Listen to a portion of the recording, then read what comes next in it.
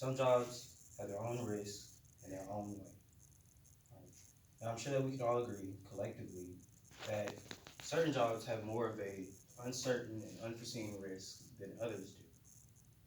Today, with this presentation, I'm here to inform you about what the most dangerous jobs in the world are. Before I get started, does anybody have any idea what it could be?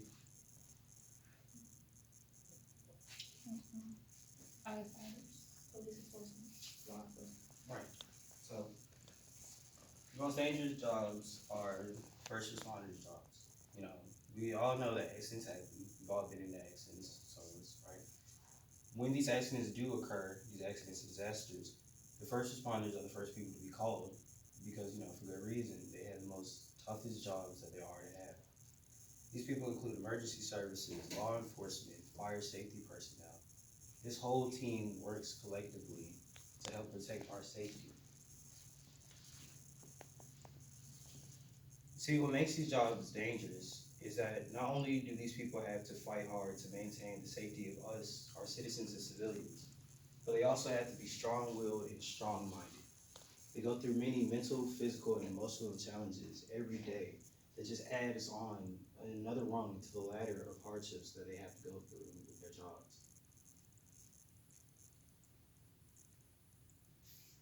Because of how dangerous these jobs are, they require a lot of attention and allow for very minimal mistakes. Due to the fact that you must be, perfect when you're doing these jobs, it's 100% necessary that you get trained properly in order to do these. Without the proper training, an already dangerous job becomes even more dangerous since people need to know what to do in order to fulfill these jobs. Training for these jobs happens in different ways. They all may be intense, but there are certain things that one branch might do that another won't. For example, in law enforcement, if you're training to be a police officer, you must go through several months of a police academy, right? This can be compared to firefighters who can complete their training in just a matter of 10 weeks or a little over 2 months. There are different simulations that go in with these. Whereas, police might be trained on the do's and don'ts, what to do and what not to do on duty as law enforcement.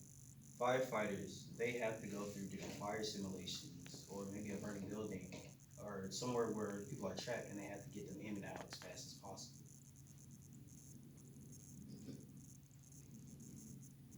Now, one thing that may be the most important of these challenges that these people have to go through is the physical aspects of their jobs.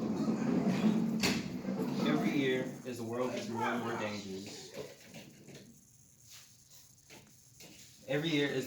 and more dangerous, first responders are, more harmed and even killed on a rising rate. It's because of the physical nature of these jobs and what they have to do to maintain the safety of everybody that, the levels of danger just rise and rise and rise because you're always doing stuff that requires to put yourself in danger, and risk your own life to save others. Shown here are some graphs that display the different levels of fatalities and injuries that come with these jobs. As global warming, certain factors lead into this, like global warming. As climate change continues to increase, there's more and more wildfires that happens every day. A famous example is the California wildfires that happened just a couple of years ago. And even in Canada, there's a lot of fires that make it very, very hard to breathe air. These firefighters go in every day and they have to risk their lives to put out these fires in order to increase a steadier climb and the amount of danger that their job presents. Right? For police officers, even then, law enforcement, you can see their number of fatalities skyrocketed leading into the pandemic. It seems that, especially the pandemic and the hospitals, there's more hospitalizations going on. It seems like there's more of an outbreak of crime, violent or otherwise, that these people have to go through and have to risk their lives to keep on a level that can be maintained. Now, while the physical aspects of these jobs may be the most dangerous, another level of danger gets added when you take the mental and emotional feelings into account.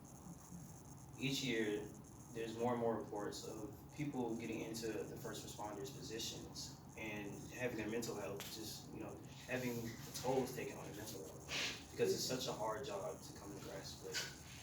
A lot of people see a lot of things and have a lot of things done to them that they just can't handle.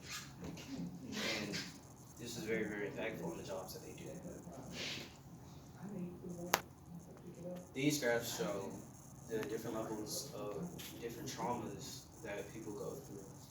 And basically decline on mental health because each year we see more and more people have to go and search out for help, professional help, and therapy to deal with things like PTSD or anxiety or depression or whatnot.